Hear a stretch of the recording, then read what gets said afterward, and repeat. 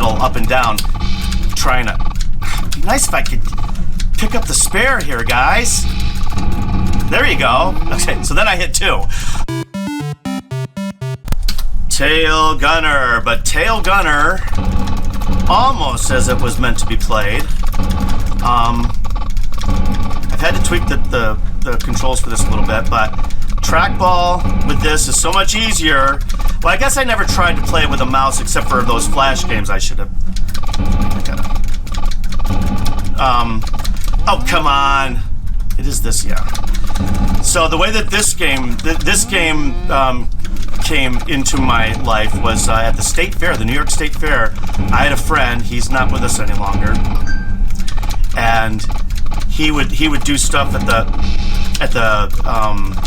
one of the agriculture things. So he was part of the agriculture. I think he was Future Farmers or something, or something like that. Good guy. But anyway, they got their hands on a Tail Gunner machine. So this was probably either 1980, 1979. I think this came out in 79, so it was probably 1980. And so for the whole week of the State Fair, they had a Tail Gunner machine. I was never up there because we would go maybe once each year, but I was never up there as part of any group or anything for multiple days. But so they would be playing this machine that they found it, but it was just kind of funny. Oh come on! I thought I had up to. Oh, see, I misunderstood. I'm doing this again. Okay, so I thought that the 80 up here was how much shield I have left. Or maybe it also counts how many. I bet it counts how many ships that I let go, doesn't it? It's not. Oh, okay. I can keep using my shield. It's not when I run out of shield. It's when I let a certain number of ships pass by, which I'm assuming is that 0 that's up there in the upper. Shit. I don't want to let one go just to test it, but. Okay. All right. So that's what we're doing here. We're tail gunning until we run out of shield, and we're an idiot like me, and we don't run out of shield before. Okay. So that's a 1. All right. All right. So I'm assuming it's going to be 10, right? I can't let go. All right. So anyway, getting back to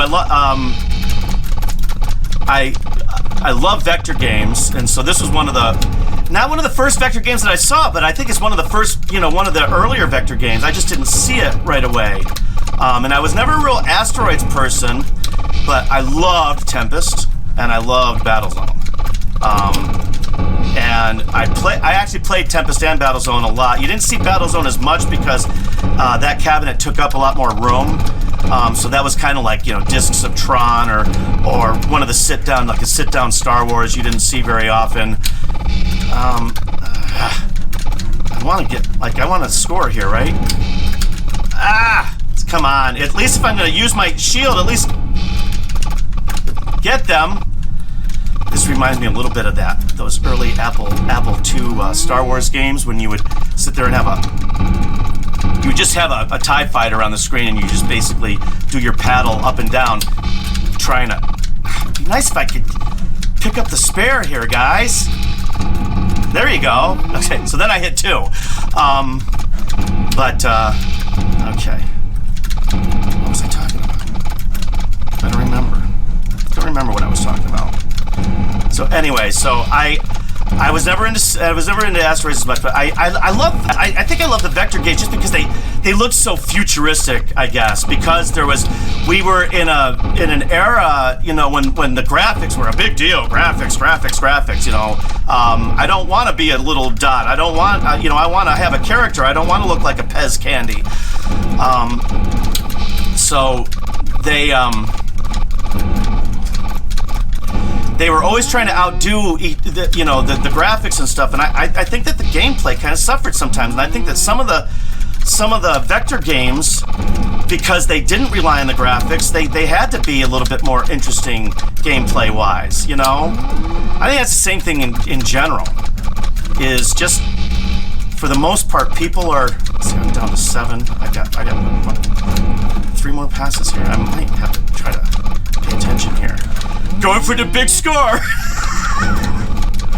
I do know one thing. I'm better at Galaga than Ferris Bueller. I tried to. Okay, so now I am done. I was gonna predict that, just so you know. Tail Gunner. Tail Gunner's a lot of fun.